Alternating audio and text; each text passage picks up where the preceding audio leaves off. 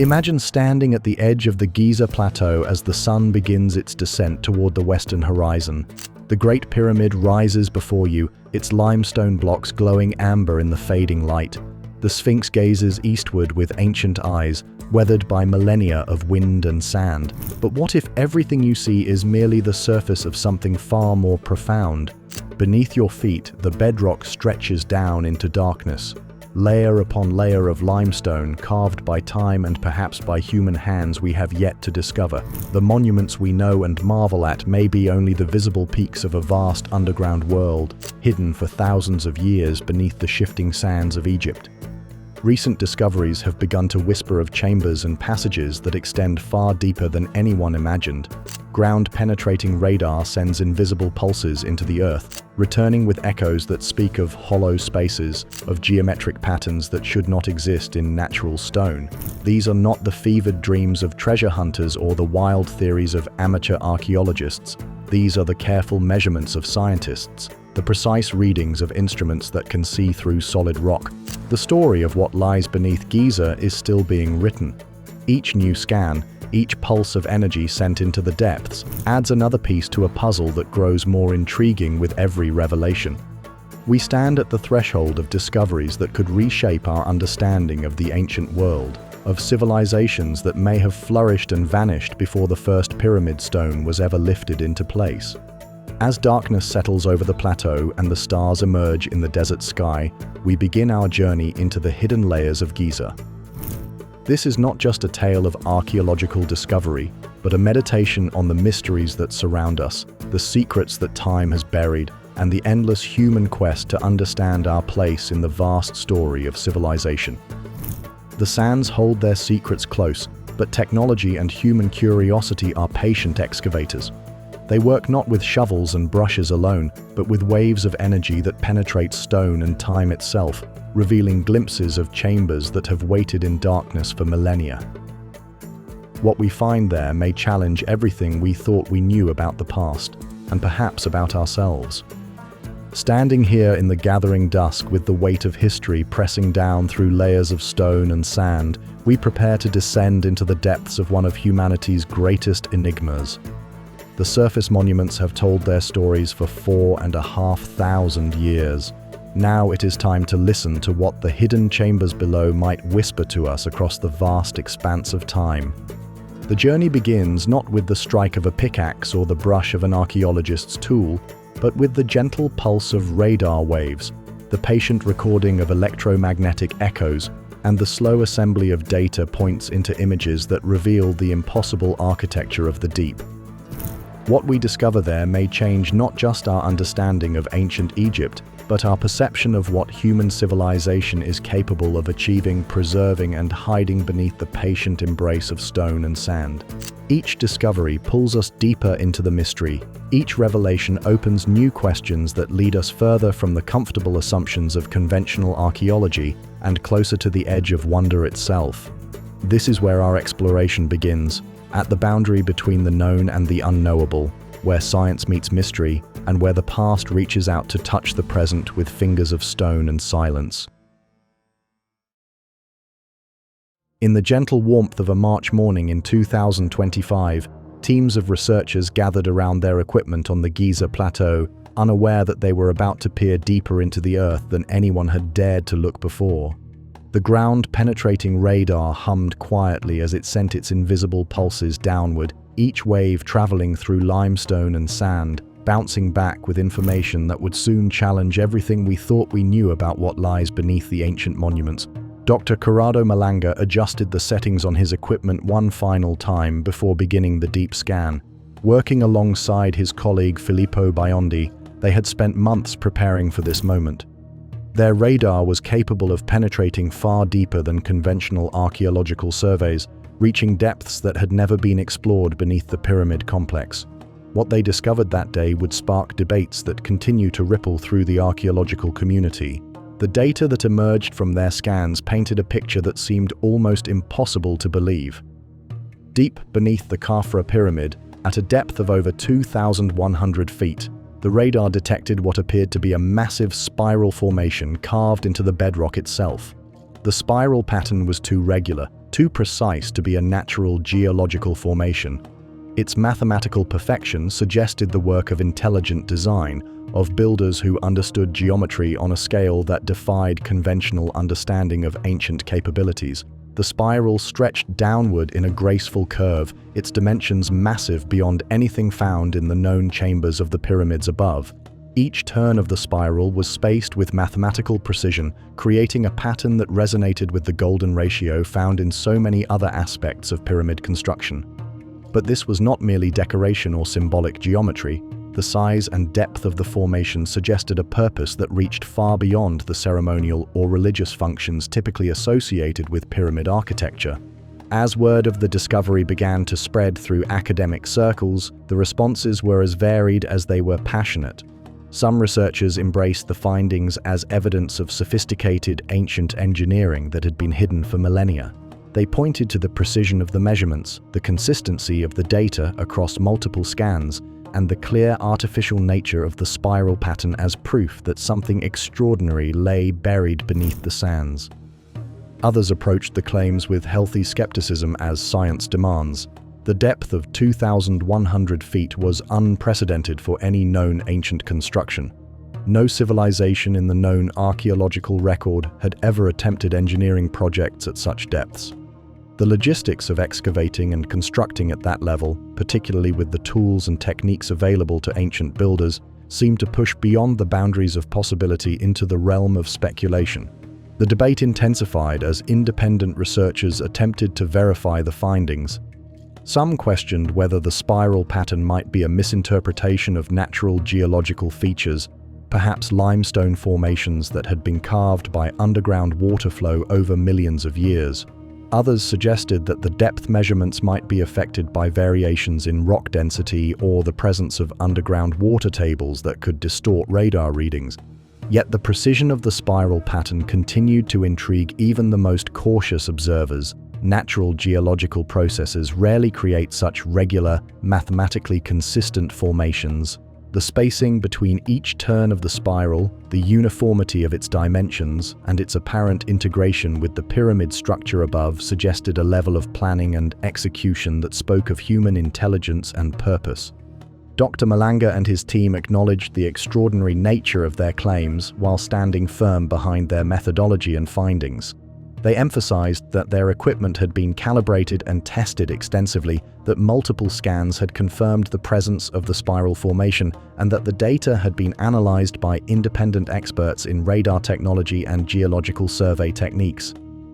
The mystery deepened when researchers began to consider the possible purpose of such a massive underground structure. A spiral of this size and depth could not have been created without enormous effort and sophisticated planning.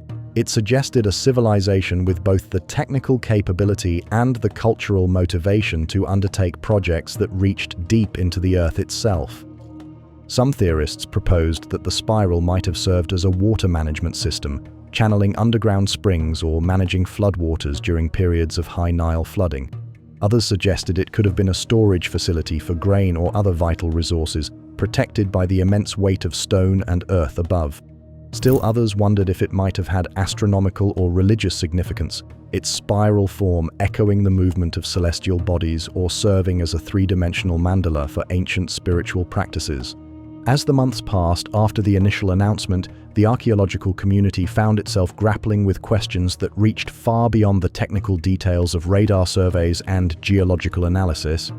If the spiral formation was indeed artificial, it suggested that our understanding of ancient Egyptian capabilities and motivations was far more limited than we had assumed.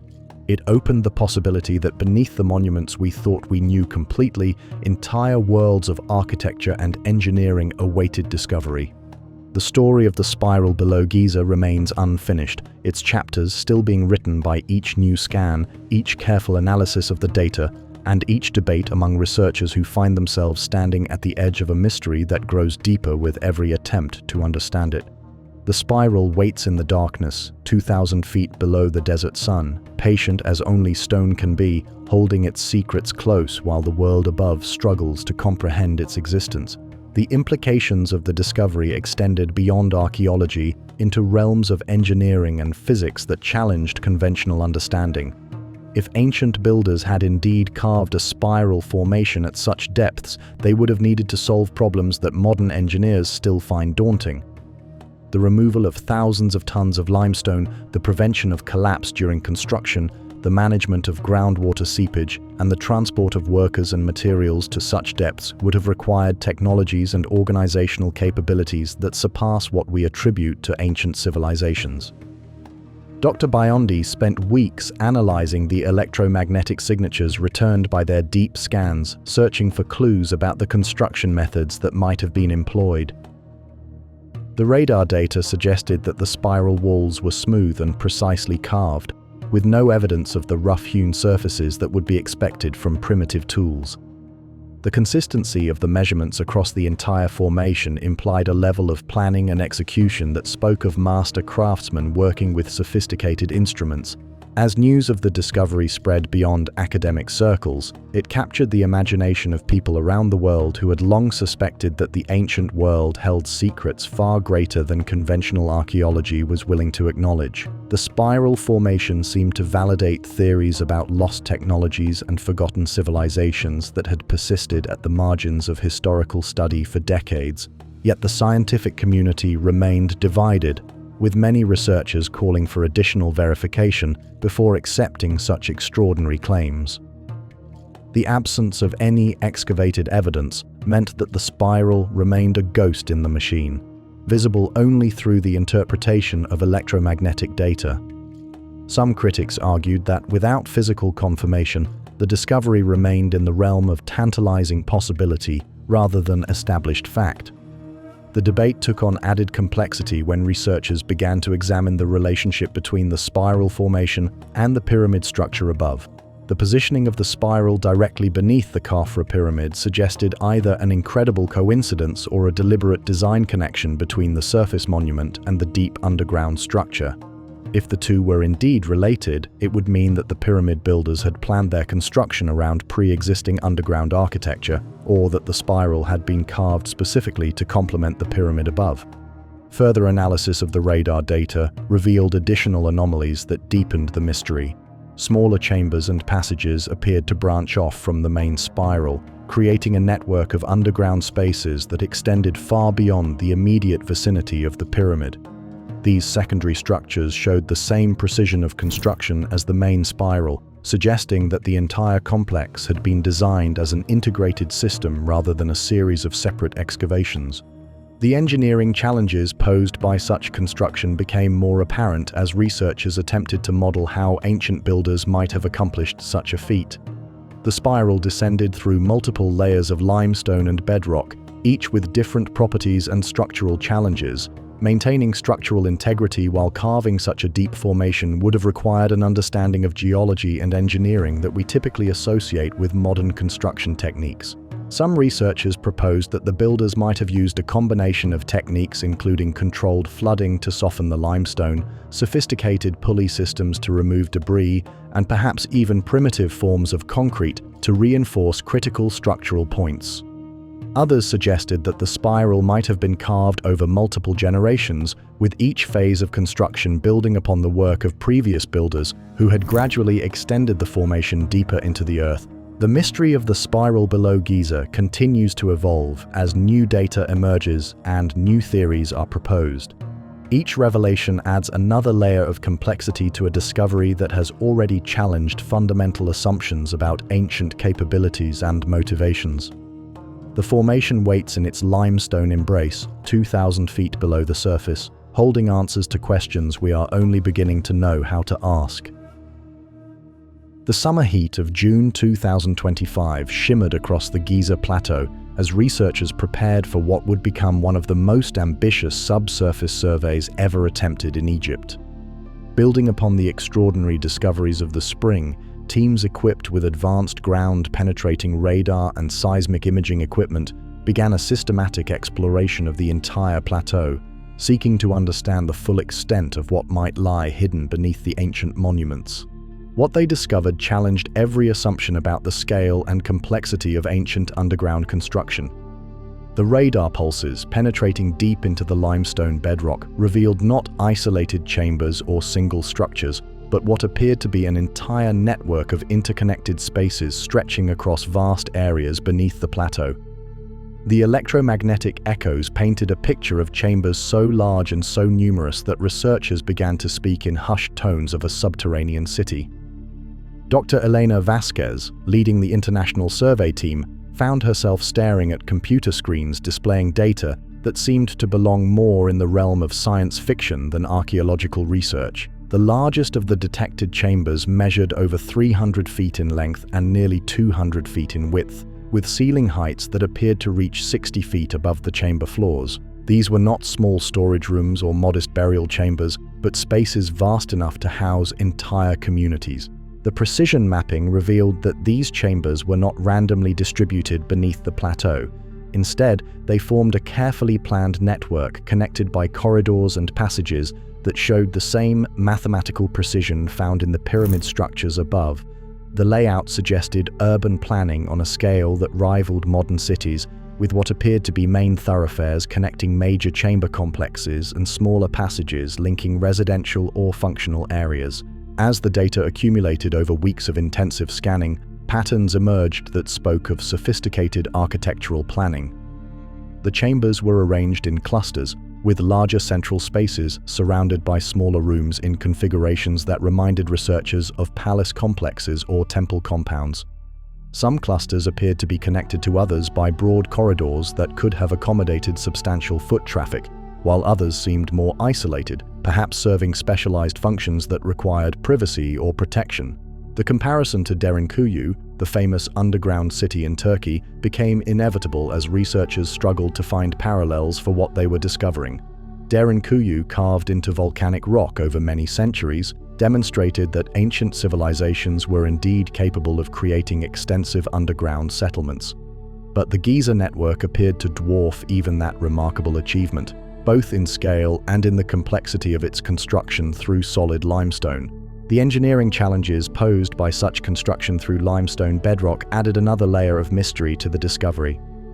Unlike the relatively soft volcanic rock of Derinkuyu, limestone required different tools and techniques for excavation. The chambers beneath Giza showed smooth walls and precise angles that suggested advanced cutting techniques, possibly involving bronze or even harder metal tools that would have been rare and precious in ancient times. Dr. Vasquez and her team began to develop theories about the possible purposes of such an extensive underground complex. The scale and sophistication suggested several possibilities, each more intriguing than the last. Perhaps these chambers had served as vast storage facilities, protecting grain and other essential supplies from the periodic famines that plagued ancient Egypt. The cool, stable temperatures underground would have provided ideal conditions for long-term preservation of foodstuffs and other perishable materials. Another theory proposed that the subterranean city might have functioned as a refuge during times of conflict or natural disaster. Ancient texts spoke of periodic invasions and civil wars that swept across Egypt, and a hidden underground city could have provided safety for thousands of people during such turbulent times. The chambers were large enough to house entire populations, with what appeared to be adequate ventilation systems and possibly even underground water sources. The ritual and religious possibilities could not be ignored either. Ancient Egyptian civilization was deeply concerned with the afterlife and the journey through the underworld. Perhaps these vast chambers had served as spaces for elaborate funeral rites or mystery school initiations that required extensive underground facilities. The proximity to the pyramids and the Sphinx suggested a connection to the mortuary complex that might have extended far beyond what was visible on the surface. As summer turned to autumn, additional scanning revealed features that deepened the mystery even further. What appeared to be sophisticated water management systems ran through many of the chambers, with channels and reservoirs that could have supplied fresh water to underground inhabitants. Some chambers showed evidence of what might have been ancient heating or ventilation systems, with channels that could have circulated air throughout the complex. The discovery of what appeared to be workshops or manufacturing areas added another dimension to the underground city theory. These smaller chambers showed different acoustic properties from the main halls, suggesting spaces that might have been used for specialized crafts or industrial activities. The positioning of these areas away from the main chambers but connected by service corridors spoke of urban planning that separated residential, commercial, and manufacturing functions. Perhaps most intriguingly, the radar detected what appeared to be a central chamber far larger than all the others, positioned roughly beneath the center of the triangle formed by the three main pyramids. This chamber showed acoustic properties that suggested a space designed for gathering large numbers of people, possibly for ceremonial or administrative purposes. The chamber appeared to be connected to all the major corridor systems, making it a natural hub for the entire underground network. The international team working on the project faced the same frustration that had plagued earlier discoveries at Giza. Despite the wealth of data suggesting extraordinary underground architecture, no excavation permits had been granted to physically explore any of the detected chambers. The subterranean city remained a ghost caught in electromagnetic waves, visible to radar but untouchable by human hands. Critics of the findings pointed to this lack of physical verification as reason for skepticism. They argued that complex geological formations could potentially create radar signatures that might be misinterpreted as artificial structures. Underground limestone caves, natural fissures, and water-filled cavities could combine to create patterns that sophisticated instruments might read as chambers and corridors. Yet the mathematical precision of the layouts, the regularity of the chamber dimensions, and the clear evidence of planned connectivity between spaces continued to argue for human design rather than natural formation. The underground network showed the same attention to geometric relationships found in the surface monuments, suggesting that whoever built the pyramids had also planned and executed the subterranean complex. As researchers continued their analysis through the final months of 2025, the image of a vast underground city beneath Giza grew more detailed and more compelling. Each new scan added chambers to the map, each measurement confirmed the precision of the construction, and each discovery raised new questions about the capabilities and motivations of the ancient builders who had somehow carved an entire world from solid stone and then hidden it beneath the desert sands for millennia. While the world's attention focused on the dramatic claims of deep spirals and vast underground cities, a team of Japanese researchers worked with characteristic patience and precision on a far more modest but ultimately more verifiable project. Their approach embodied the careful methodology that has made Japanese archaeology renowned for its thoroughness and attention to detail. What they discovered would prove that sometimes the most significant revelations come not from the deepest excavations, but from the most careful observations.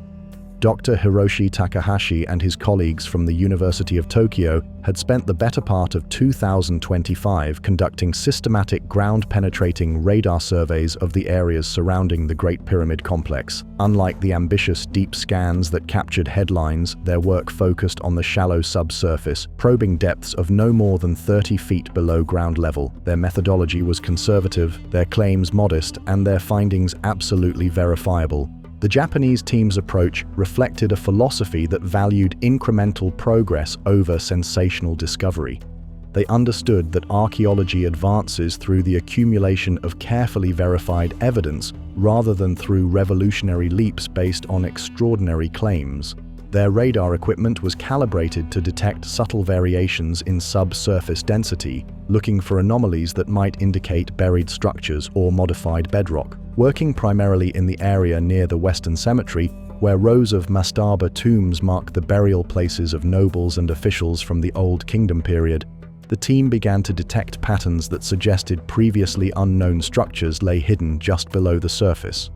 The anomalies were subtle, requiring careful analysis to distinguish from natural variations in the limestone bedrock, but they were consistent and clearly artificial in origin. The first confirmed anomaly appeared as an L-shaped structure extending roughly 40 feet in length, with walls that appeared to be constructed of fitted stone blocks, similar to those used in the visible mastaba tombs above ground.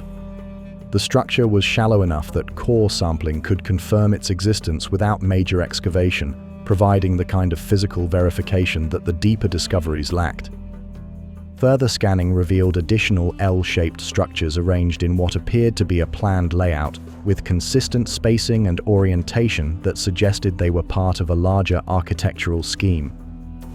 The positioning of these structures in relation to the existing mastaba tombs indicated that they might be previously unknown burial chambers or storage facilities associated with the cemetery complex.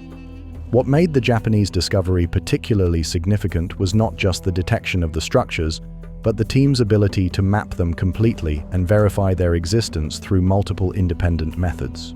Core samples confirmed that the anomalies were indeed artificial stone structures. Electromagnetic surveys verified the radar findings.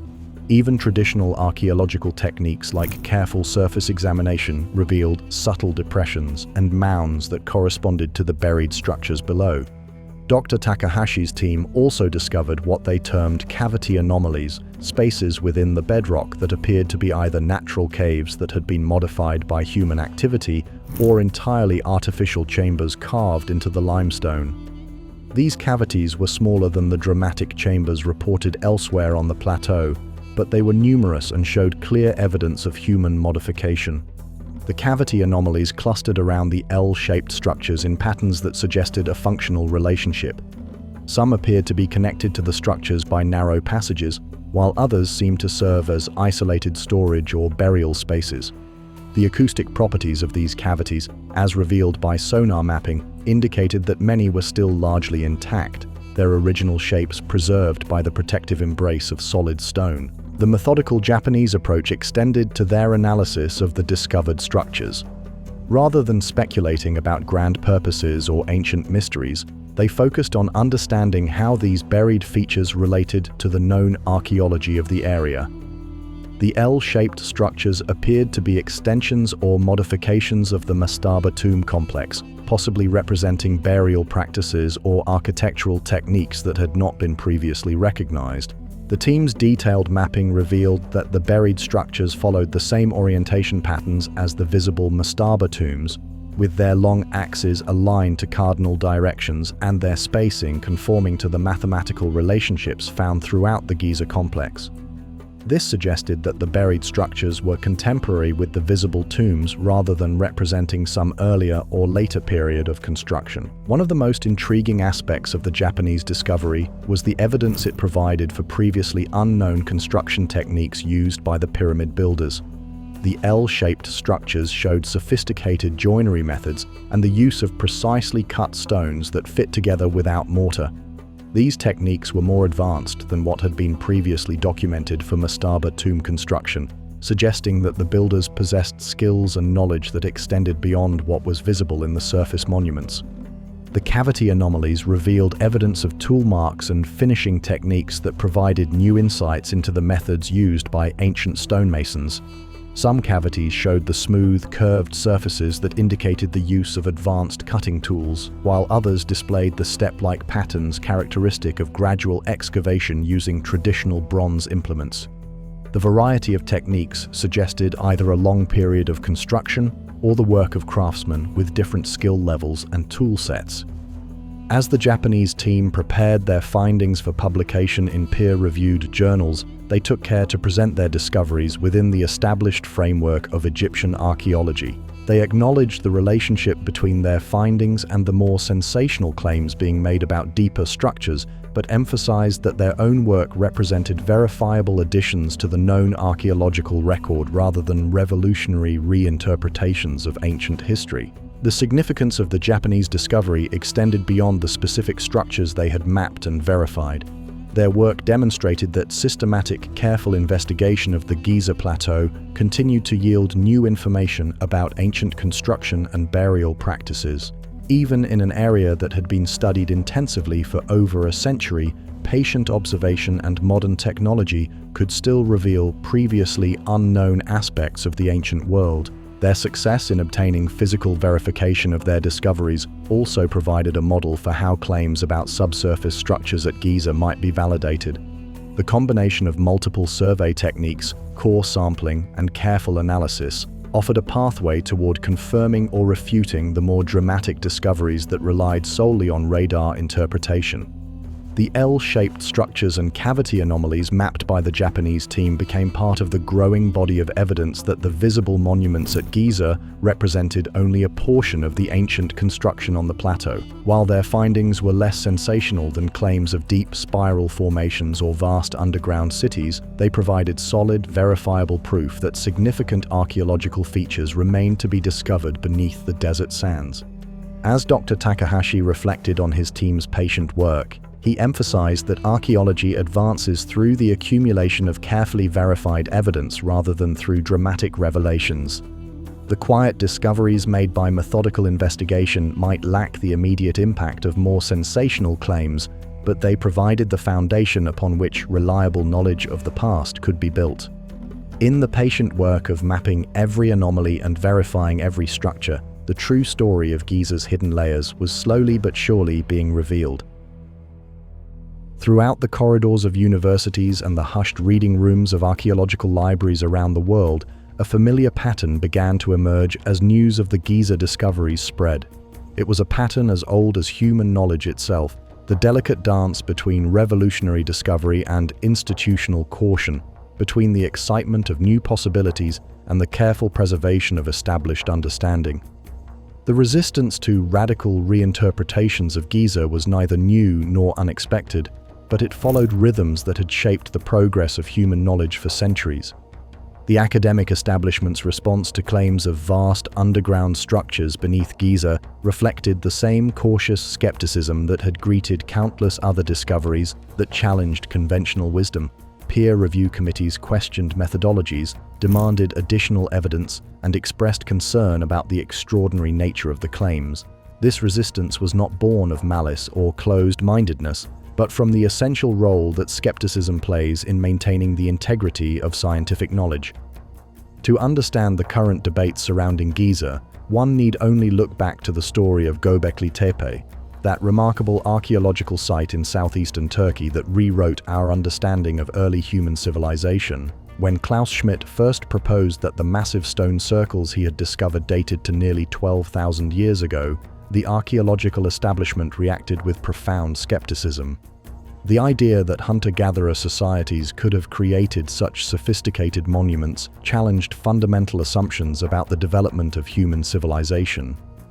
For decades, conventional archaeology had taught that monumental architecture was the product of agricultural societies with surplus labor and complex social hierarchies.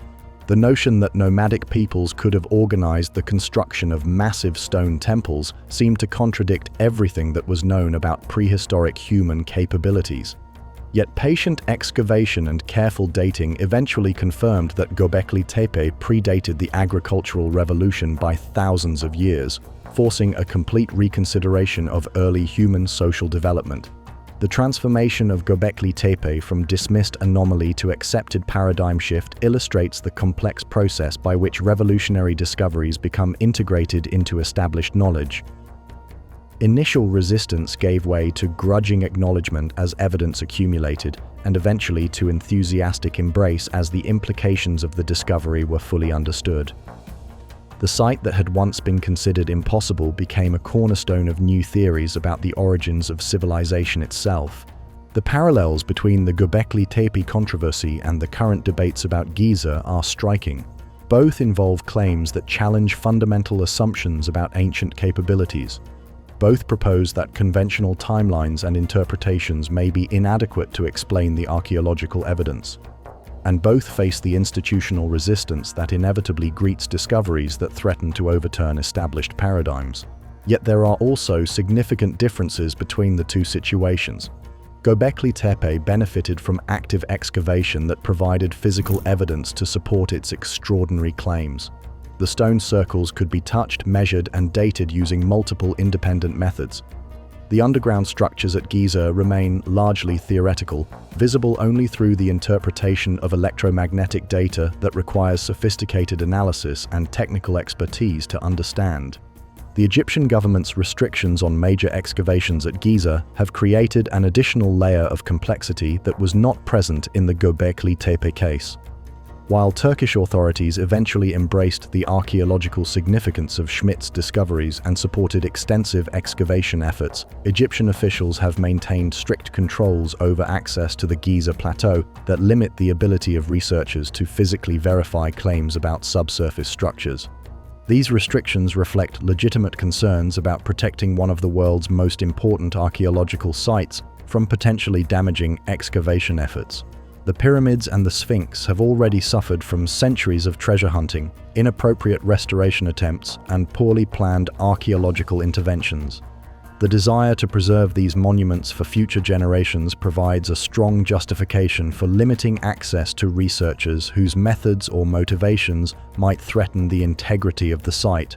However, the restrictions have also created a situation where extraordinary claims about underground structures cannot be adequately tested using the gold standard of archaeological evidence, physical excavation, and analysis. This limitation has allowed debates to continue without resolution, with proponents and skeptics arguing over the interpretation of radar data rather than examining actual artifacts or architectural features.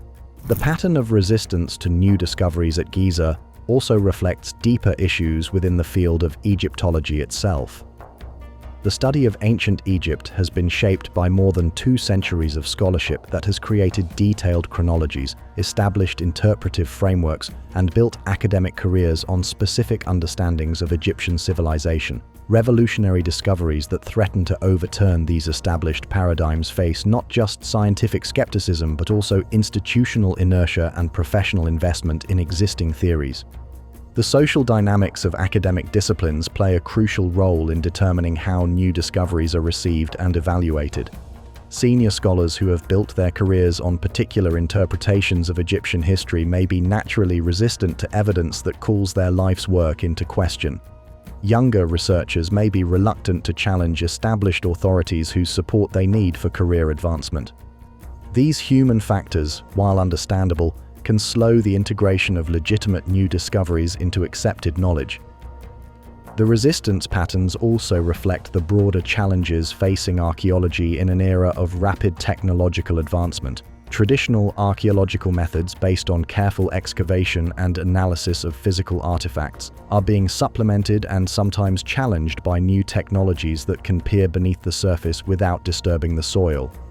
The interpretation of radar, sonar, and electromagnetic data requires different skills and expertise than traditional archaeological analysis, creating potential conflicts between old and new approaches to understanding the past.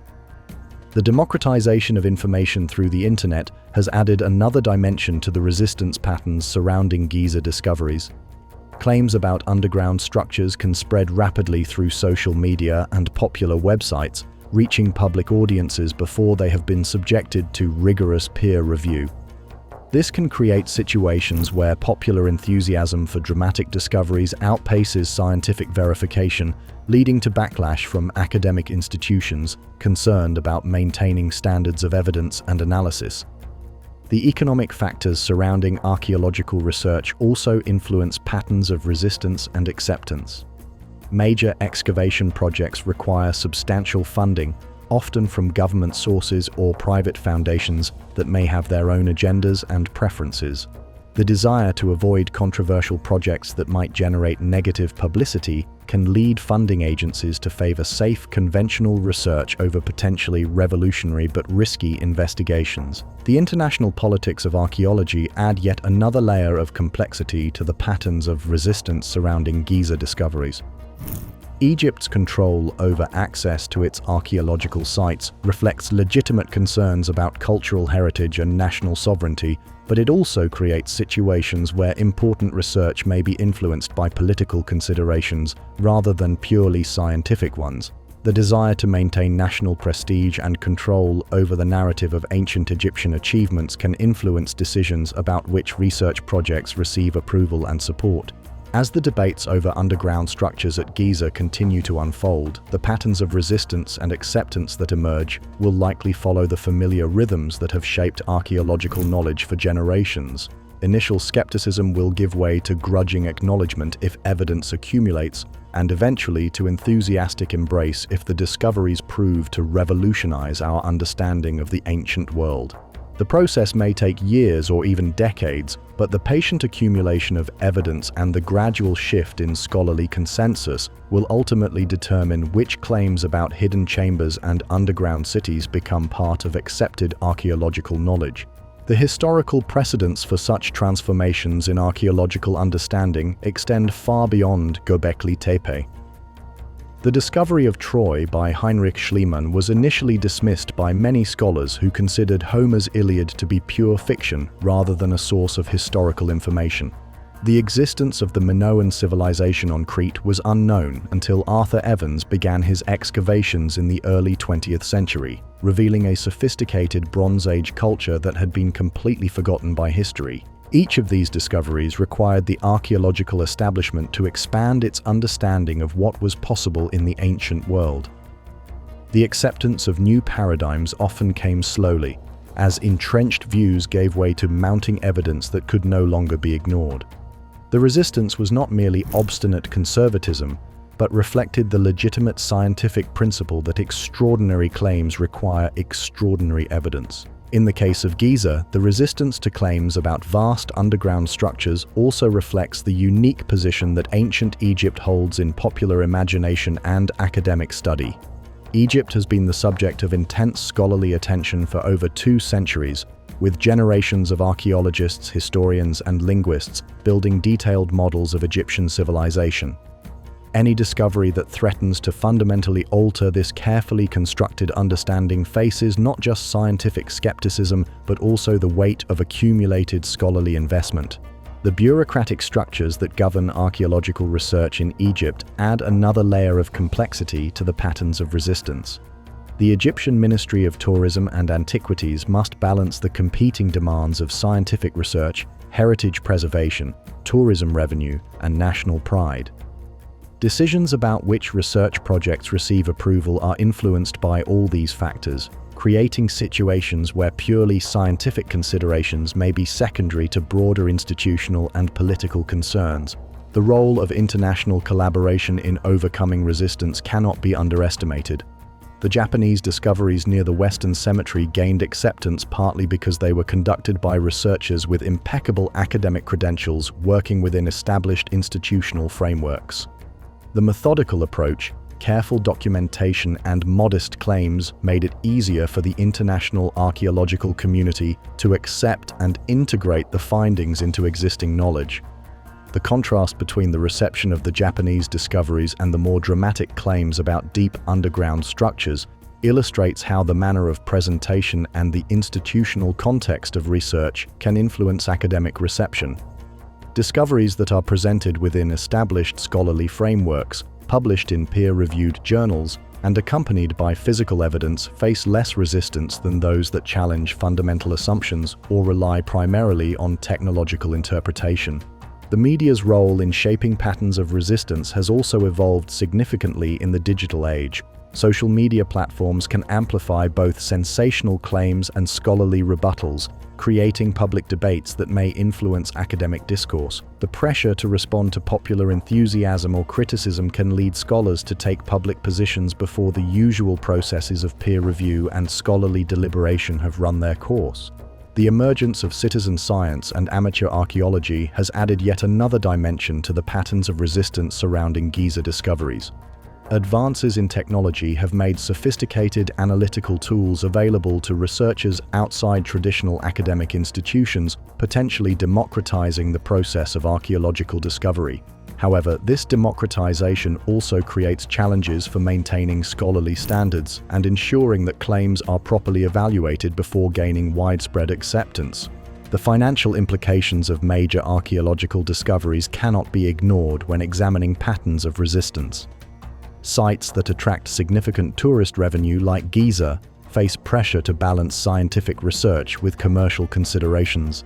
The potential disruption of tourist access during major excavations, the cost of preserving newly discovered structures, and the management of public expectations all influence decisions about which research projects receive support. The interdisciplinary nature of modern archaeological research also affects patterns of resistance and acceptance. Understanding radar data from deep underground scans requires expertise in geophysics, engineering, and computer modeling, as well as traditional archaeological knowledge. The need for collaboration across disciplines can slow the evaluation process as specialists from different fields work to understand and validate each other's contributions. As we observe the ongoing debates about Giza's hidden structures, we witness in real time the complex social, political, and intellectual processes that shape the advancement of human knowledge. The resistance to revolutionary claims is neither simple obstinacy nor pure scientific rigor, but a complex interplay of factors that reflect the human institutions through which knowledge is created, validated, and transmitted. Understanding these patterns helps us appreciate not just what we might discover beneath the sands of Giza, but how such discoveries will be received, evaluated, and ultimately integrated into our understanding of the ancient world. In the quiet hours before dawn, when the desert air is still cool and the tourists have not yet arrived, the Sphinx sits in contemplative silence, its weathered face turned toward the rising sun. For countless mornings, this ancient guardian has watched the light creep across the Giza plateau, its limestone features bearing the subtle testimony of time itself. But within those weathered surfaces lies a story that challenges our most fundamental assumptions about when these monuments were built and by whom. The evidence begins with water, that essential element of life that seems so foreign to the current desert environment of Giza. Dr. Robert Schoch, a geologist from Boston University, spent years studying the weathering patterns on the Sphinx enclosure walls, searching for clues about the forces that had shaped the ancient limestone. What he discovered was a pattern of erosion that spoke not of wind and sand, but of flowing water, of rainfall heavy enough to carve deep vertical channels into solid stone. The implications of this water erosion evidence ripple through our understanding of Egyptian chronology like stones thrown into a still pond. The Sphinx, according to conventional archaeology, was carved during the reign of Pharaoh Khafre around 2500 BC. But the weathering patterns suggest exposure to significant rainfall over extended periods, and Egypt had not experienced such wet conditions since the end of the last ice age, thousands of years before the traditionally accepted date of the Sphinx's construction. Working alongside John Anthony West, a writer and independent researcher who had first proposed the water erosion hypothesis, Dr. Schoch found himself confronting evidence that pointed toward a far more ancient origin for the Sphinx than anyone in mainstream archaeology was prepared to accept. The vertical fissures and the undulating horizontal weathering patterns were consistent with precipitation weathering rather than the wind erosion that would be expected in the desert climate that has characterized the region for the past 5,000 years. The resistance to this geological evidence was swift and vigorous, reflecting the profound implications of accepting a pre-dynastic date for the Sphinx. If the monument had indeed been carved during a wetter climatic period, it would push its origins back to at least 7000 BC, and possibly much earlier. Such a date would require acknowledging the existence of a sophisticated civilization in Egypt thousands of years before the emergence of the pharaonic culture that we associate with monument building. Yet the geological evidence was supported by other anomalies that had long puzzled Egyptologists. The inventory stela, a granite tablet discovered near the Great Pyramid, contains hieroglyphic text that refers to the Sphinx as already ancient during the reign of Khufu, the pharaoh traditionally credited with building the Great Pyramid. While many scholars dismiss this stela as a later creation, others point to its detailed architectural references and historical specificity as evidence of genuine ancient knowledge.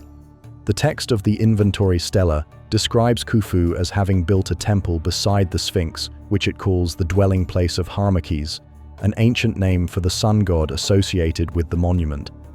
The stela suggests that both the Sphinx and the Great Pyramid existed before Khufu's reign, with the pharaoh serving more as a restorer than as an original builder. Such a reading would fundamentally alter our understanding of the Pyramid Age and the achievements attributed to specific pharaohs. Archaeological anomalies within the Great Pyramid itself add another layer of mystery to questions about the true age and purpose of the Giza monuments. The precision of the pyramid's construction, with its carefully aligned chambers and passages, reflects a level of mathematical and engineering sophistication that seems to exceed what we might expect from a civilization that had only recently developed monumental stone architecture. The internal chambers of the Great Pyramid show construction techniques that appear to represent different phases of work, possibly separated by significant periods of time. The rough-hewn subterranean chamber, with its unfinished appearance and crude passage connections, contrasts sharply with the precisely finished kings and queens chambers higher in the structure. Some researchers interpret this as evidence of multiple construction phases, possibly representing the work of different civilizations separated by centuries or millennia. The mathematical relationships encoded in the pyramid's dimensions have puzzled researchers since the monument was first systematically measured. The ratio of the pyramid's height to the perimeter of its base approximates pi, while other dimensional relationships seem to encode the golden ratio and various astronomical constants. While some scholars argue that these mathematical relationships are coincidental or the result of later reinterpretation, others see them as evidence of sophisticated knowledge that exceeds what is typically attributed to ancient Egyptian mathematicians. The precision of the pyramid's orientation, aligned to cardinal directions with an accuracy that was not achieved by later monuments, raises additional questions about the technological capabilities of the builders. The ability to achieve such precise alignment required not only advanced surveying techniques, but also sophisticated understanding of astronomical observation and mathematical calculation. Mainstream Egyptology has responded to these challenges with detailed rebuttals that defend the conventional chronology and attribute the monuments to the pharaohs traditionally associated with them. Scholars point to archaeological evidence linking the pyramids to specific pharaohs, including boat pits, causeway construction, and hieroglyphic inscriptions that clearly identify the monuments with their supposed builders. The debate over the Sphinx's age has been particularly vigorous, with geologists and Egyptologists offering competing interpretations of the weathering evidence.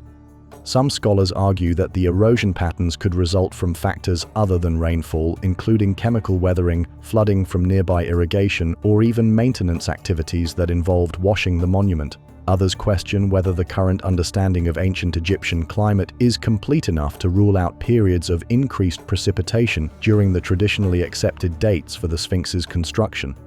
The architectural evidence within the pyramid complex also admits multiple interpretations. The apparent construction phases could represent planned design changes rather than work separated by long periods, and the mathematical relationships in the pyramid's dimensions might reflect the sophistication of Egyptian mathematics rather than knowledge inherited from earlier civilizations. Yet questions persist about features that seem difficult to explain within conventional chronologies. The unfinished appearance of certain chambers and passages suggests work that was interrupted or abandoned, possibly pointing to construction histories more complex than the traditional narrative of single-phase building projects completed during individual pharaohs' reigns. The emergence of new dating techniques and analytical methods continues to provide fresh perspectives on these ancient questions. Improved understanding of ancient climate change offers more nuanced views of when Egypt might have experienced the wet conditions suggested by the Sphinx weathering patterns. Advanced materials analysis provides new insights into construction techniques and the sources of building materials used in the monuments. The possibility that the visible monuments at Giza represent the final phase of construction activities that began much earlier has gained support from the discoveries of underground structures that appear to predate the surface buildings. If sophisticated builders were indeed active on the plateau thousands of years before the traditionally accepted dates, it would provide a context for understanding how such precise and mathematically sophisticated monuments could have been achieved by civilizations that conventional archaeology portrays as only recently emerged from prehistoric simplicity. The builders before history remain elusive, visible only in the subtle testimony of weathered stone and the mathematical precision of architectural relationships that seem to encode knowledge beyond what conventional chronology would allow. Whether they represent forgotten phases of Egyptian civilization, unknown predecessor cultures, or simply the sophisticated achievements of the pharaohs working within timeframes we have yet to fully understand, their presence seems to whisper from the ancient stones of Giza, suggesting stories more complex and more mysterious than our current understanding allows us to imagine. In the shadowed space between the massive pores of the Sphinx, where ancient stones meet the shifting sands of time, lies one of archaeology's most persistent and tantalizing mysteries. It is here, according to prophecy and legend, that a great hall filled with the preserved wisdom of a lost civilization waits to be discovered. The Hall of Records has captured imaginations for nearly a century, inspiring both serious scientific investigation and wild speculation about what secrets might lie hidden beneath the patient gaze of the Sphinx. The modern legend of the Hall of Records traces its origins to Edgar Cayce, the American mystic known as the Sleeping Prophet, who in the early 20th century made remarkable claims about hidden chambers beneath the Giza plateau. Speaking in trance states that his followers believed connected him to ancient sources of knowledge, Cayce described vast underground libraries containing the complete history of human civilization, preserved in crystal records and metallic tablets that would revolutionize our understanding of the past. According to Cayce's readings, delivered between 1933 and 1944, the Hall of Records was created by survivors of Atlantis who fled to Egypt following the destruction of their homeland. These refugees, possessing advanced knowledge and technology, built the hall as a repository for their civilization's achievements, ensuring that future generations would have access to wisdom that might otherwise be lost forever. The hall was said to contain not just historical records, but also advanced scientific knowledge and spiritual teachings that could transform human understanding. The specific location of this repository, according to Cayce, lay beneath the right paw of the Sphinx, accessible through a tunnel that connected to the underground chamber system. The entrance would be found when humanity was ready to receive the knowledge contained within, with the discovery timed to coincide with the dawn of a new age of human consciousness and spiritual development. While many dismissed Cayce's claims as the fantasies of a mystic, the specificity of his descriptions and the consistency of his various readings about the Hall of Records attracted the attention of researchers who wondered whether some kernel of truth might lie within the prophetic narratives. The idea that ancient civilizations might have created underground libraries or archives was not inherently impossible, and several historical examples suggested that such preservation efforts had indeed been undertaken in various cultures. In the 1990s, serious scientific investigation of the area around the Sphinx's pores began when Dr. Robert Schoch, the geologist studying the water erosion patterns on the monument, collaborated with seismologist Thomas Dobecki to conduct subsurface surveys using seismic refraction techniques. Their work revealed clear evidence of cavities and anomalous zones beneath the Sphinx enclosure, providing the first scientific verification that hollow spaces did indeed exist in the locations suggested by the Cayce readings. The seismic surveys detected what appeared to be a substantial cavity beneath the left paw of the Sphinx, approximately 9 feet below the surface. Additional anomalies were found in front of the monument and extending back toward the body, suggesting a more complex system of underground spaces than had been previously suspected. While the surveys could not determine whether these cavities were natural caves or artificial chambers, their existence provided tantalizing support for claims about hidden chambers beneath the monument. Dr. Schoch approached these findings with appropriate scientific caution, noting that the detected cavities could represent natural limestone caves, ancient quarry excavations, or chambers created for practical purposes rather than as repositories of ancient wisdom. The limestone bedrock beneath the Sphinx was known to contain natural cave systems, and the area had been extensively quarried during ancient times, creating numerous underground spaces that might account for the seismic anomalies. Yet the positioning and characteristics of some of the detected cavities seem to suggest artificial modification rather than purely natural formation.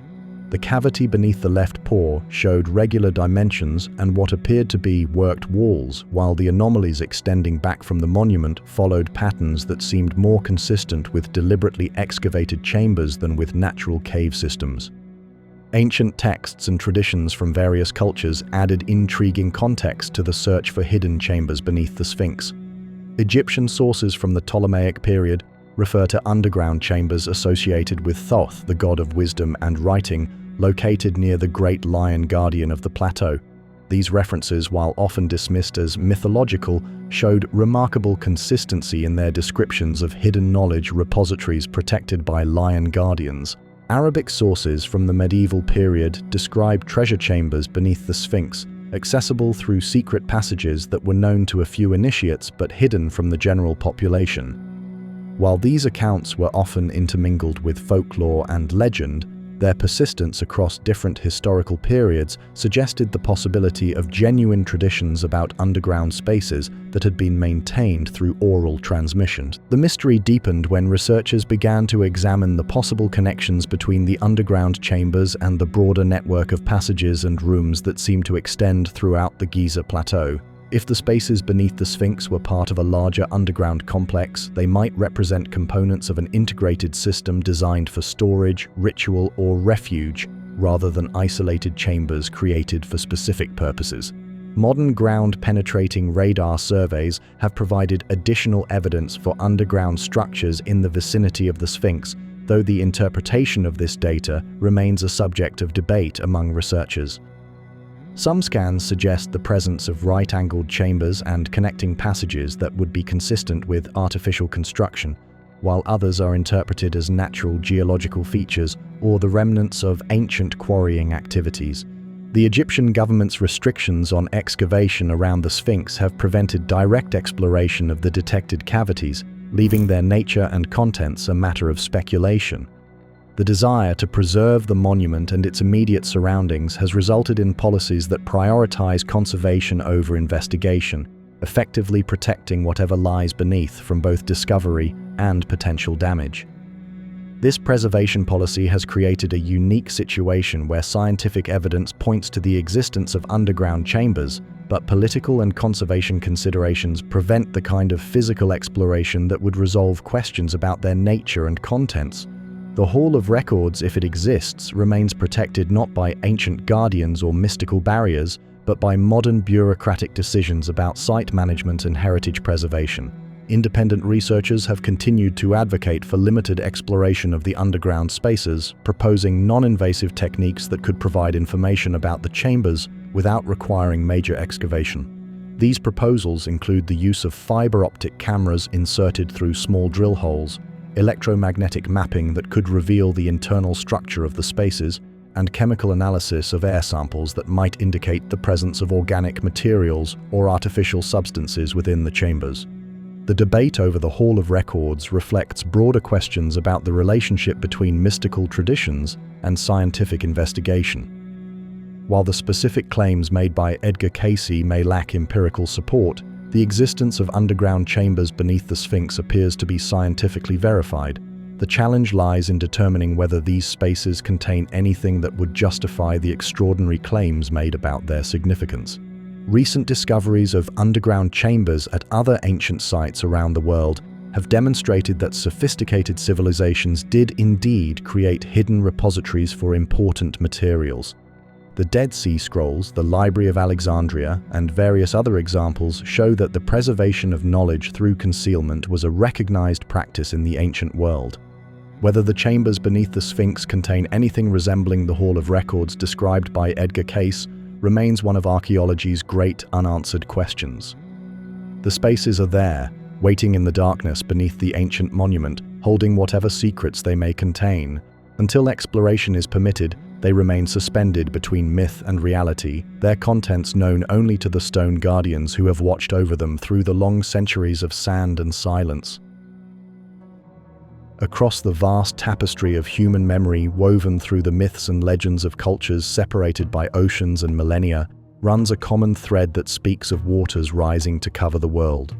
From the ancient tablets of Mesopotamia to the oral traditions of peoples who had never met, from the sacred texts of the world's great religions to the folklore of isolated island communities, the story of a great flood echoes through human consciousness with a persistence that suggests something more than mere coincidence.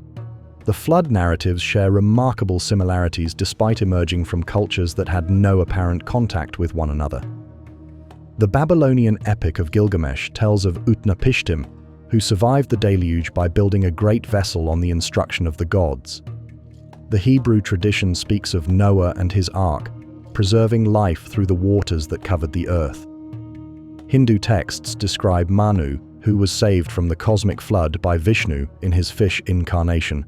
Greek mythology recounts how Deucalion and Pyrrha survived Zeus's flood to repopulate the world. These stories extend far beyond the ancient civilizations of the Near East and Mediterranean. Native American traditions from tribes across North and South America tell of great floods that transformed the world. Aboriginal Australian Dreamtime stories describe waters that rose to reshape the landscape. African cultures preserve tales of devastating floods that marked the end of previous ages. Even in the isolated islands of the Pacific, oral traditions speak of times when the waters rose to cover all but the highest peaks. The consistency of these flood memories across such diverse cultures has long intrigued scholars seeking to understand their origins. Some dismiss them as natural human responses to local flooding events, arguing that all agricultural societies experience devastating floods and naturally develop mythologies to explain and cope with such disasters. Others suggest that the stories reflect psychological archetypes, universal symbols that emerge from the human unconscious rather than memories of actual historical events. Yet, a growing body of scientific evidence suggests that the flood stories may preserve genuine memories of catastrophic events that occurred at the end of the last ice age, approximately 12,800 years ago. The period known as the Younger Dryas saw dramatic climate changes that included the rapid melting of massive ice sheets, the release of enormous volumes of meltwater into the oceans, and significant changes in sea level that would have affected coastal populations around the world. The Younger Dryas impact hypothesis, proposed by researchers including Richard Firestone, Alan West, and Simon Warwick Smith, suggests that a cosmic impact event triggered the rapid climate changes that ended the Ice Age. According to this theory, fragments of a disintegrating comet struck the North American ice sheet, causing massive melting and flooding while simultaneously triggering a brief return to Ice Age conditions as debris in the atmosphere blocked solar radiation. The evidence for this impact includes a distinctive layer of sediment found at sites across North America and Europe, containing unusual concentrations of iridium, microscopic diamonds, and spherules that are consistent with cosmic impact. This layer, dated to approximately 12,800 years ago, coincides with the extinction of numerous large mammal species and significant changes in human population patterns across North America. If the Younger Dryas impact did occur as proposed, it would have caused flooding on a scale that dwarfs any natural disaster in recorded human history. The rapid melting of ice sheets would have released volumes of water equivalent to hundreds of times the flow of all modern rivers combined. Coastal areas around the world would have been inundated, while inland regions experienced devastating floods as meltwater carved new channels and overwhelmed existing drainage systems. The timing of this catastrophic flooding coincides remarkably well with the end of the last Ice Age wet period in Egypt, when the climate of North Africa was significantly more humid than it has been during recorded history.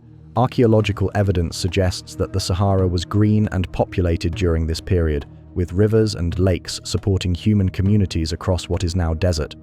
The transition to the current arid climate occurred gradually over several thousand years, but the initial changes began around the time of the proposed Younger Dryas impact. The implications for the monuments at Giza are profound if we accept the possibility that advanced human societies existed during the wet period that ended with the global flooding events of the Younger Dryas.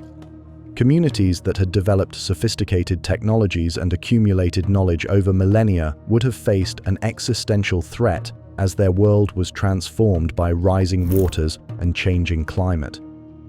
The weathering patterns on the Sphinx, which show clear evidence of water erosion rather than the wind erosion expected in a desert environment, take on new significance when viewed in the context of the global flood traditions. If the monument was indeed carved during the wet period that preceded the Younger Dryas climate changes, it would have been exposed to the heavy rainfall and flooding that characterized the transition to the current arid climate. The builders of the Sphinx and the other monuments at Giza may have been among the survivors of communities that experienced the catastrophic flooding described in the global flood traditions. The precision and sophistication of their constructions could reflect knowledge and techniques developed over thousands of years by civilizations that were forced to adapt to dramatically changing environmental conditions. The underground chambers and passages detected beneath the Giza plateau take on particular significance when viewed as potential flood refuges or storage facilities created by people who understood the cyclical nature of catastrophic climate change. The scale and complexity of these underground systems suggest long-term planning for survival during periods of environmental crisis. Ancient Egyptian traditions themselves preserve memories of devastating floods and the efforts of early kings to manage and control floodwaters.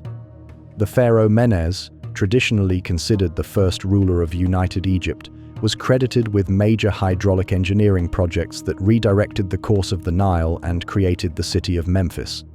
These traditions may preserve echoes of much earlier flood management efforts that were necessary for survival during the climate transitions of the Younger Dryas period. The mathematical and astronomical knowledge encoded in the Great Pyramid's dimensions and orientation suggests that its builders possessed sophisticated understanding of celestial cycles and Earth measurements that would have required centuries or millennia to develop. Such knowledge would have been particularly valuable for predicting and preparing for cyclical climate changes and their associated flooding events. The preservation of knowledge through monumental architecture takes on new meaning when viewed as a response to catastrophic events that threatened the continuity of human civilization. If the builders of Giza were indeed survivors of communities that had experienced devastating floods, they would have understood the importance of creating permanent records that could survive future catastrophes. The global flood traditions often include themes of divine warning and preparation, suggesting that some communities had advanced knowledge of the coming disasters and were able to take measures to preserve themselves and their most important cultural achievements. The monuments at Giza, with their astronomical alignments and encoded mathematical relationships, may represent such preservation efforts, designed to transmit crucial knowledge to future generations who would need to understand the cyclical nature of catastrophic change. The network of underground chambers beneath Giza, if they prove to contain preserved records or artifacts, could represent one of humanity's earliest attempts to create a permanent archive that would survive the floods and climate changes that periodically reshape the world. The Hall of Records, whether it exists in the form described by Edgar Cayce or represents something else entirely, embodies the human drive to preserve knowledge against the forces of destruction and forgetting. As we stand at the edge of our own period of rapid climate change, the flood memories preserved in human traditions and possibly encoded in the monuments of Giza offer both warning and hope. They remind us that human civilizations have faced and survived catastrophic environmental changes before, and they suggest that the wisdom needed for survival may already be preserved in the patient stones that have watched over the Nile for millennia, waiting for the time when their secrets will once again be needed to guide humanity through the challenges of a changing world.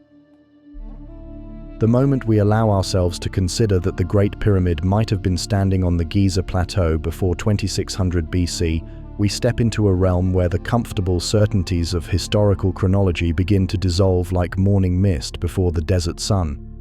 This single possibility, supported by growing evidence of water erosion, underground chambers, and sophisticated astronomical alignments, carries implications that ripple outward through our entire understanding of human civilization, forcing us to reconsider not just when these monuments were built, but what they tell us about the capabilities and knowledge of our ancient ancestors.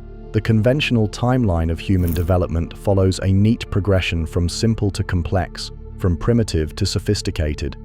According to this model, humans gradually developed agriculture around 10,000 years ago, learned to work metals and build cities over the following millennia, and eventually achieved the organizational capabilities necessary for monumental architecture during the early dynastic periods of Egypt and Mesopotamia. The Great Pyramid in this framework represents the culmination of centuries of gradual technological and social development. But what if this progression is incomplete, masking earlier periods of sophisticated achievement that have been lost to time and catastrophe? The possibility that the Giza monuments date to a much earlier period challenges not just specific dates, but the entire framework within which we understand the development of human civilization.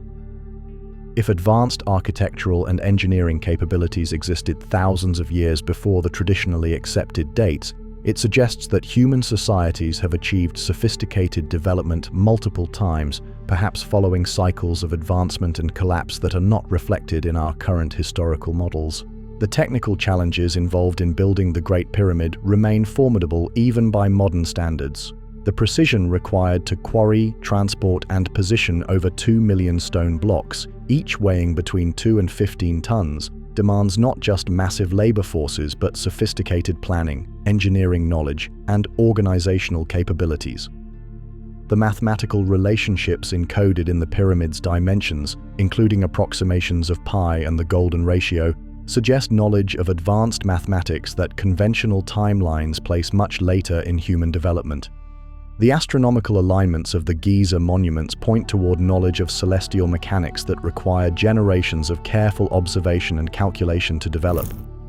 The Great Pyramid's orientation to cardinal directions with precision that was not equaled by later monuments suggests either advanced surveying techniques or the inheritance of knowledge developed over extended periods. The correlation between the layout of the three pyramids and the constellation of Orion, as proposed by Robert Bauval, implies understanding of precession and stellar movements that would have required centuries of astronomical observation to achieve. If we accept an earlier date for the Giza monuments, we must also grapple with questions about the technological capabilities of their builders. The precision cutting of granite blocks in the king's chamber, the perfect joints between massive stones, and the sophisticated internal passage systems all suggest access to tools and techniques that exceed what conventional archaeology attributes to ancient Egyptian technology. Some researchers have proposed that these achievements required knowledge of advanced metallurgy, sophisticated lifting devices, or even technologies that we have not yet rediscovered.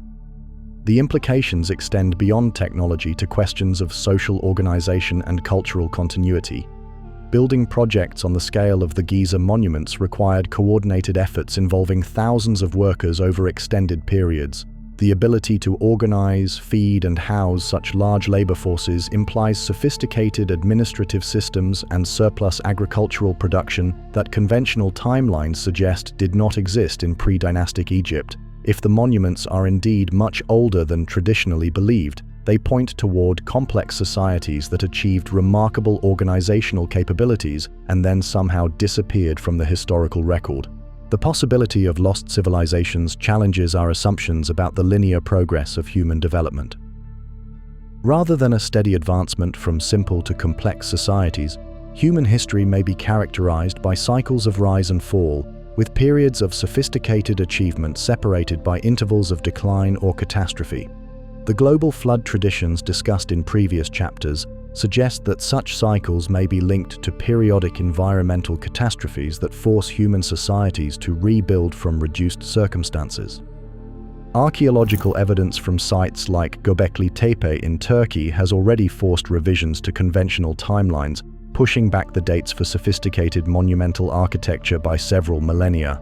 The temple complex at Göbekli Tepe, with its massive carved pillars and sophisticated artistic representations, predates the development of agriculture according to traditional chronologies, suggesting that complex societies could emerge and create remarkable monuments before the settled agricultural communities that we typically associate with civilization.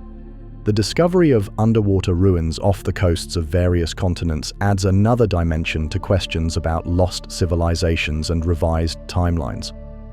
Structures submerged by rising sea levels at the end of the last ice age suggest that sophisticated building projects were undertaken during periods when global geography was dramatically different from its current configuration.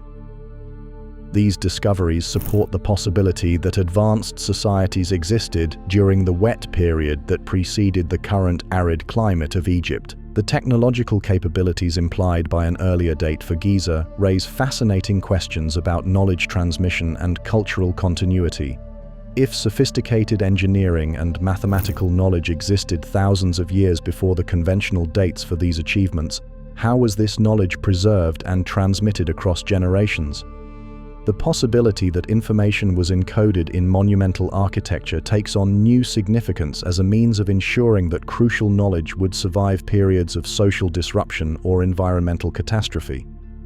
The underground chamber systems detected beneath Giza may represent attempts to preserve not just physical artifacts, but also knowledge and cultural achievements that their builders recognized as vulnerable to loss. The scale and complexity of these underground networks suggest long-term planning for the preservation of civilization itself, implying an understanding of cyclical catastrophes and the need to prepare for periods of reconstruction. The resistance to radical timeline revisions within academic archaeology reflects legitimate concerns about maintaining scholarly standards and avoiding speculative interpretations that lack solid evidence. However, this resistance may also reflect institutional investment in existing paradigms and reluctance to acknowledge discoveries that would require fundamental revisions to established historical models.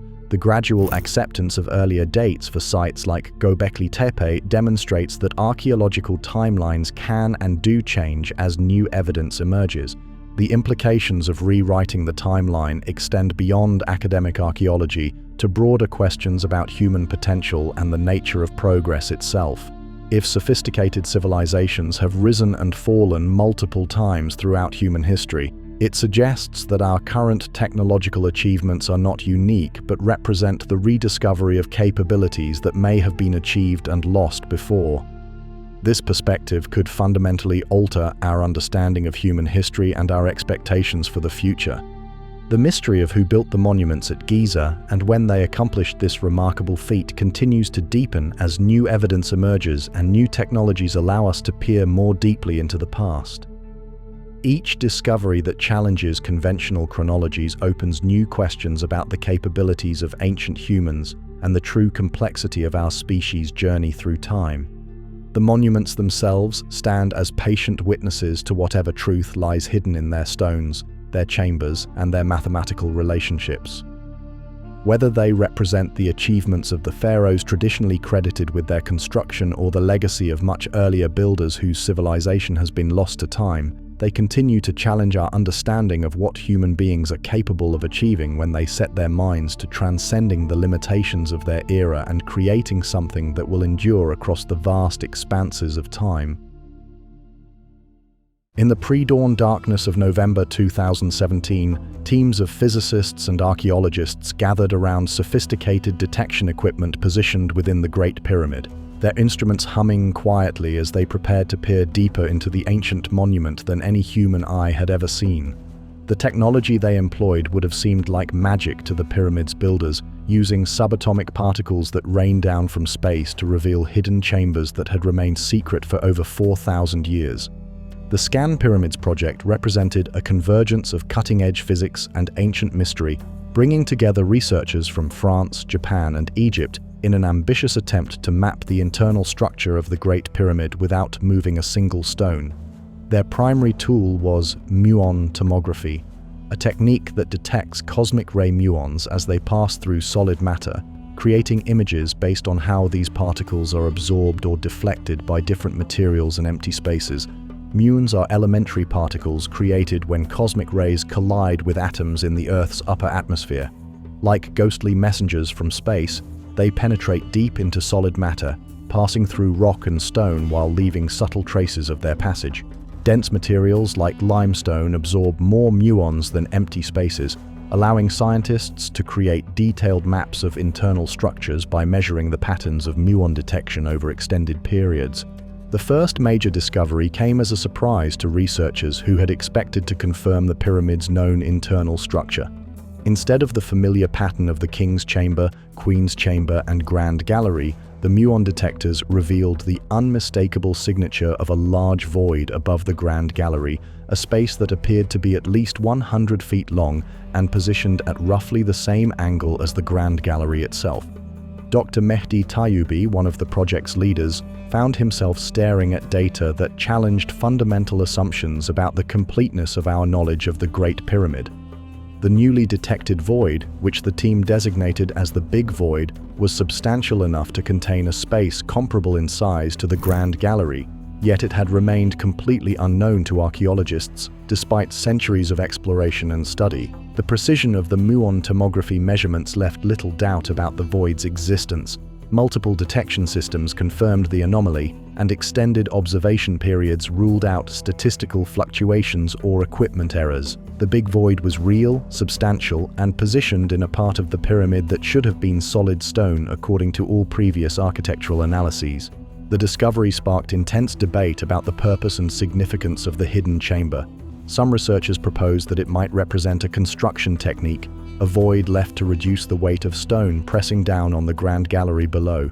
Others suggested it could be a previously unknown burial chamber or storage space, potentially containing artifacts or treasures that had been sealed away since the pyramid's construction. The Muon tomography technology that revealed the big void represented just one example of the revolutionary tools that modern science has brought to archaeological investigation. Ground-penetrating radar, first developed for geological exploration and military applications, now allows researchers to map subsurface structures with unprecedented detail. The electromagnetic pulses sent into the ground return with information about buried features, creating detailed images of what lies beneath without the need for excavation. LiDAR technology, originally developed for atmospheric research and later adapted for topographical mapping, has transformed archaeological surveys by revealing landscape features invisible to conventional observation. The laser pulses can penetrate forest canopies and detect subtle elevation changes that indicate buried structures, providing archaeologists with detailed maps of ancient settlements and monument complexes that would have taken decades to discover using traditional methods. Seismic imaging, borrowed from petroleum exploration, allows researchers to map underground structures by analyzing how sound waves travel through different materials. The technique has revealed cave systems, buried chambers, and artificial structures at sites around the world, providing non-invasive methods for understanding subsurface archaeology that would otherwise require extensive and potentially damaging excavation. The application of these technologies to the Giza plateau has revealed a landscape far more complex than surface observation would suggest. The network of underground chambers and passages detected by various scanning methods paints a picture of subsurface architecture that rivals the complexity of the visible monuments above ground. Each new survey adds details to this growing map of hidden structures, suggesting that the pyramids and Sphinx represent only the visible portions of a much larger architectural complex. The Japanese team working near the Western Cemetery combined multiple scanning technologies to create detailed three-dimensional maps of the subsurface structures they discovered. Ground-penetrating radar provided the initial detection of the L-shaped formations, while electromagnetic surveys confirmed their artificial nature. Seismic methods revealed the acoustic properties of the detected chambers, providing information about their size and internal structure. The integration of multiple scanning technologies has become essential for archaeological investigation because each method provides different types of information about subsurface features.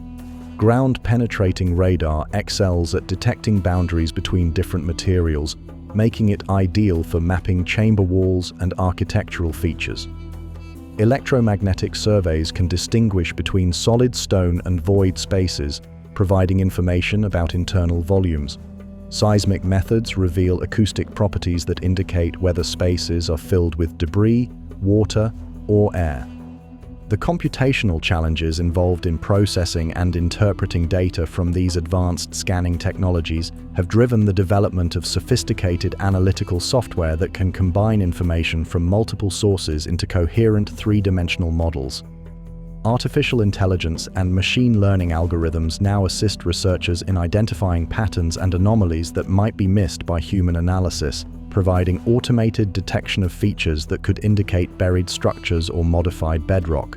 The ongoing Japan-Egypt Grand Egyptian Museum joint mission represents the most ambitious technological investigation of the Great Pyramid ever undertaken. The project combines muon tomography with advanced ground-penetrating radar, electromagnetic surveys, and infrared thermography to create a comprehensive map of the monument's internal and subsurface structure. The goal is to detect and characterize any additional hidden chambers while providing detailed information about construction techniques and architectural features. The thermal imaging component of the project has already revealed temperature anomalies that suggest additional voids or passages within the pyramid structure. These thermal signatures, detected using sensitive infrared cameras, indicate areas where air circulation or different materials create temperature variations that would not occur in solid stone. The patterns of thermal anomalies provide another layer of evidence for internal structures that complement the findings of other scanning technologies. The democratization of scanning technology has also enabled independent researchers and smaller institutions to contribute to the investigation of Giza's mysteries. Portable ground-penetrating radar units, once available only to major research institutions, can now be operated by individual researchers or small teams. This technological accessibility has accelerated the pace of discovery while also creating challenges for coordinating and verifying the growing volume of subsurface data. The future of technological archaeology at Giza promises even more sophisticated tools for peering into the past. Advanced particle detection systems could provide higher-resolution Muon tomography, revealing smaller chambers and more detailed architectural features. Quantum sensors might detect gravitational anomalies that indicate large voids or dense structures buried deep beneath the surface. Improved artificial intelligence could assist in interpreting complex datasets and identifying patterns that indicate human modification of natural rock formations. The development of micro-invasive exploration techniques offers the possibility of directly investigating detected chambers without major excavation. Fiber optic cameras small enough to pass through drill holes the width of a pencil could provide visual confirmation of suspected chambers while causing minimal disturbance to the monument structure. Miniaturized sensors could analyze air composition, humidity, and other environmental factors that would indicate whether chambers contain organic materials or artifacts. The technological revolution in archaeological investigation has transformed our ability to explore ancient sites while preserving their integrity for future generations. The tools that revealed the Big Void in the Great Pyramid and detected the network of underground chambers beneath the Giza Plateau represent just the beginning of what may be possible as technology continues to advance. Each new discovery opens additional questions while providing the means to investigate them with ever greater precision and non-invasive methods. As we stand at the threshold of even more revolutionary advances in scanning and detection technology, the ancient monuments of Giza await further revelation of their secrets. The stones that have guarded their mysteries for millennia now yield to the gentle probing of subatomic particles and electromagnetic waves, revealing hidden chambers and passages that expand our understanding of what the ancient builders achieved and preserved for future discovery. In the quiet spaces between certainty and doubt, where scientific rigor meets the vast unknown, lies a territory that deserves its own careful exploration. It is the realm of informed speculation, where mysteries like those beneath the Giza Plateau remind us that the boundaries of human knowledge are not fixed walls, but shifting horizons that expand as we approach them. The underground chambers that may or may not exist, the ancient civilizations that might have preceded recorded history, and the technologies that could have been lost to time all occupy this fertile ground where possibility becomes a pathway toward deeper understanding. The value of entertaining unproven possibilities extends far beyond the specific mysteries of Giza. Throughout history, the greatest advances in human knowledge have often begun with someone willing to consider what seemed impossible, to ask questions that challenged established assumptions, and to imagine realities that extended beyond the comfortable boundaries of accepted truth. The willingness to engage seriously with extraordinary claims, while maintaining the critical thinking necessary to evaluate them properly, represents one of the most essential skills for advancing human understanding. Consider how many discoveries that we now take for granted began as dismissed possibilities. The idea that stones could fall from the sky was rejected by the scientific establishment until meteorites were finally accepted as real phenomena. The notion that continents could drift across the Earth's surface was ridiculed until plate tectonics provided the mechanism that made continental drift not only possible, but inevitable. The suggestion that bacteria could cause stomach ulcers was dismissed as absurd until Barry Marshall infected himself with Helicobacter pylori to prove the connection. Each of these examples illustrates a crucial principle about the advancement of knowledge. The boundary between the possible and the impossible is not fixed by nature, but by the limitations of current understanding. What seems impossible today may become the foundation of tomorrow's breakthroughs, while what appears certain now may prove to be incomplete or entirely wrong as new evidence emerges and new perspectives develop. The underground structures detected beneath Giza occupy this borderland between the proven and the possible. The electromagnetic echoes that suggest vast chambers, the radar signatures that indicate geometric patterns in solid rock, and the seismic anomalies that hint at artificial modifications all point toward extraordinary claims that challenge conventional archaeological understanding. Yet these same phenomena could potentially be explained by natural geological processes, equipment limitations, or misinterpretation of complex data. The responsible approach to such ambiguous evidence requires neither immediate acceptance nor automatic dismissal, but rather a careful balance of openness and skepticism that allows for continued investigation while acknowledging the current limitations of our knowledge. This balance is not always easy to maintain, as the human mind naturally tends toward either belief or disbelief rather than the more challenging position of sustained uncertainty. The educational value of engaging with mysteries like those at Giza extends beyond their potential resolution to the critical thinking skills they develop and the sense of wonder they inspire. Students who learn to evaluate extraordinary claims using scientific reasoning develop intellectual tools that serve them well in all areas of inquiry. The process of examining evidence, considering alternative explanations, and maintaining appropriate skepticism while remaining open to new possibilities represents training in the essential skills of scientific thinking. The inspiration that comes from contemplating ancient mysteries also plays a vital role in motivating future generations of researchers and explorers. The young person who becomes fascinated by questions about lost civilizations or hidden chambers may be motivated to pursue careers in archaeology, geology, physics, or engineering. The sense of wonder that draws people to consider the possibility of advanced ancient technologies or preserved wisdom libraries can inspire lifelong commitments to learning and discovery. The Giza Plateau, with its confirmed monuments and its speculative underground chambers, serves as a perfect laboratory for developing the kind of thinking that advances human knowledge. The visible pyramids and sphinx provide solid evidence for remarkable ancient achievements, demonstrating that our ancestors were capable of far more than we might expect. The possible underground structures challenge us to consider whether these surface monuments represent the full extent of ancient capabilities or merely the surviving remnants of even greater achievements.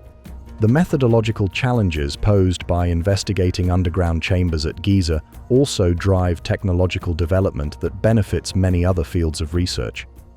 The need for more precise ground-penetrating radar has spurred improvements in electromagnetic imaging technology.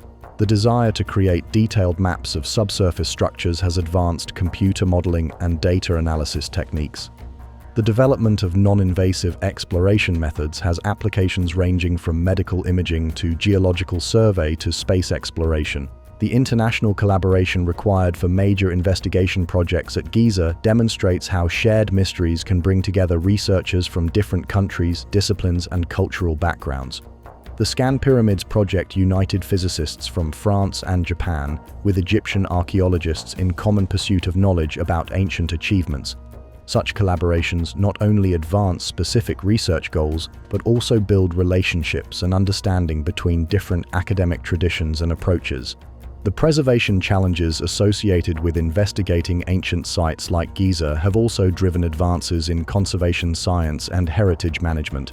The need to balance research goals with site protection has led to the development of increasingly sophisticated non-invasive investigation techniques. The debates over when and how to excavate potential underground chambers have contributed to more nuanced approaches to archaeological ethics and decision-making. The philosophical implications of the Giza mysteries extend beyond archaeology to fundamental questions about human nature and potential. If advanced civilizations did indeed exist in prehistory, it suggests that human beings have achieved sophisticated development multiple times, perhaps following cycles of advancement and decline that challenge linear notions of progress. Such a perspective could fundamentally alter our understanding of what human societies are capable of achieving and what we might expect for our own future. The possibility that important knowledge has been preserved in hidden chambers or encoded in monumental architecture raises questions about the relationship between information preservation and civilizational continuity. How do societies ensure that crucial knowledge survives periods of crisis or catastrophe? What methods of information storage and transmission are most reliable across long spans of time? These questions have obvious relevance for our own era of rapid technological change and environmental uncertainty.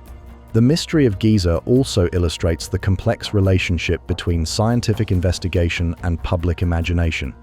The underground chambers that may exist beneath the plateau capture popular interest precisely because they suggest possibilities that extend beyond the mundane realities of conventional archaeology. The idea that vast halls filled with ancient wisdom might await discovery appeals to deep human desires for meaning, connection with the past, and access to knowledge that could transform our understanding of ourselves and our place in the world.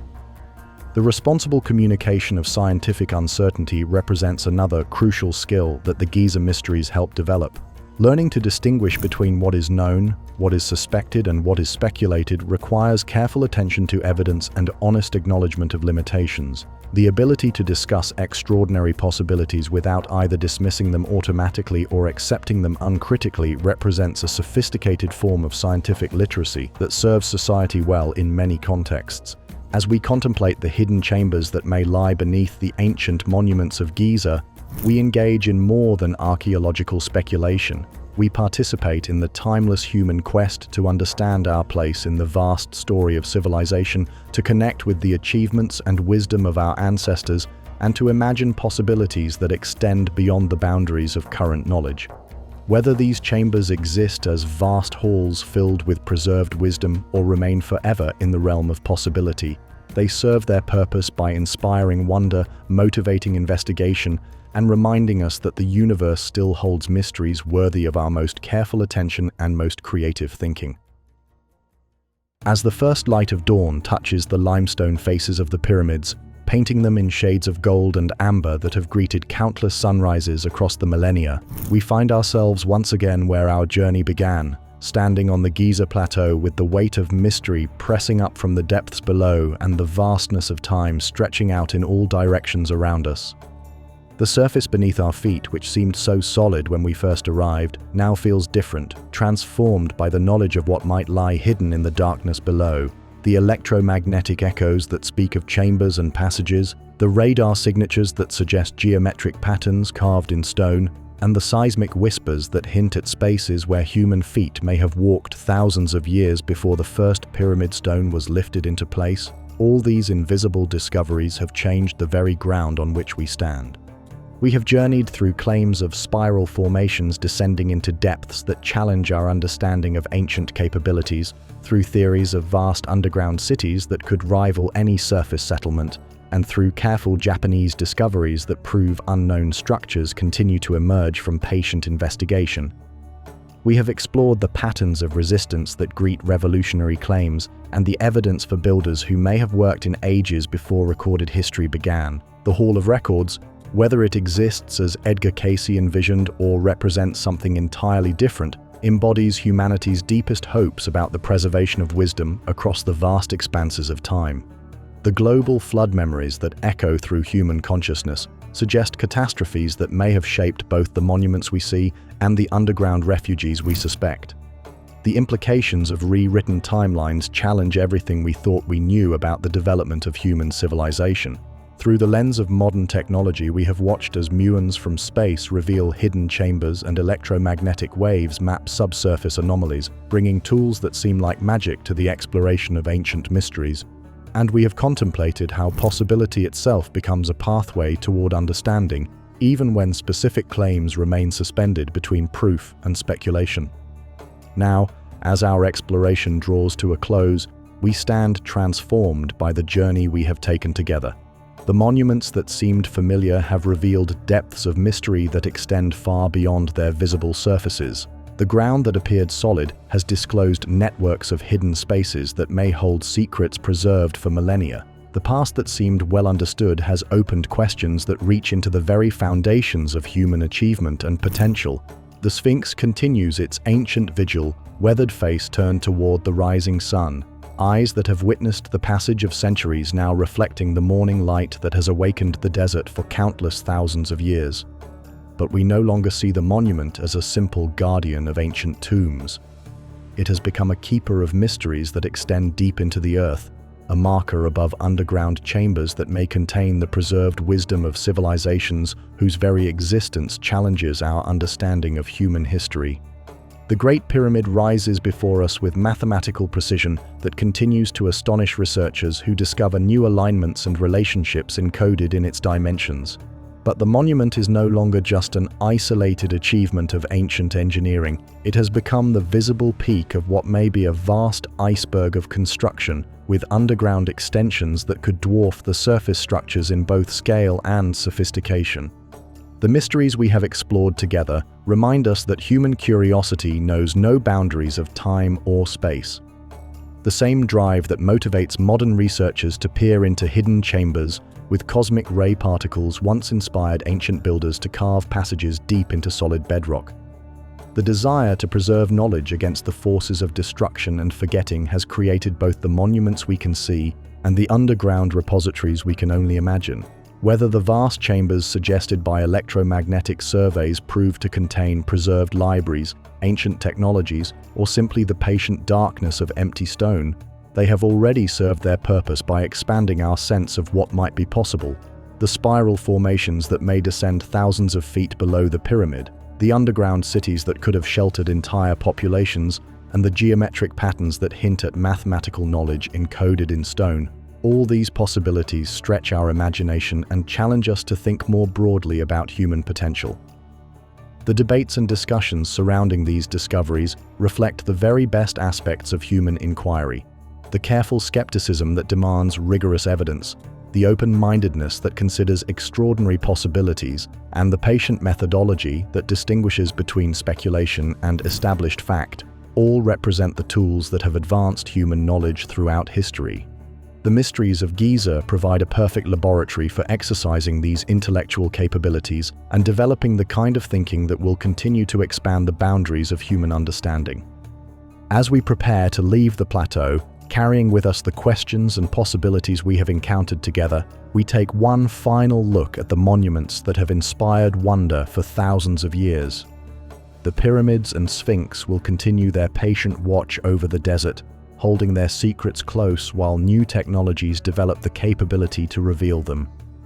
Future generations of researchers will bring even more sophisticated tools to bear on these ancient mysteries, gradually adding to our understanding of what lies hidden beneath the sands. The journey we have shared together represents more than an exploration of specific archaeological claims. It embodies the timeless human quest to understand our place in the vast story of civilization, to connect with the achievements and wisdom of our ancestors, and to imagine possibilities that extend beyond the comfortable boundaries of current knowledge. In contemplating the hidden layers of Giza, we have engaged with questions that reach to the very heart of what it means to be human.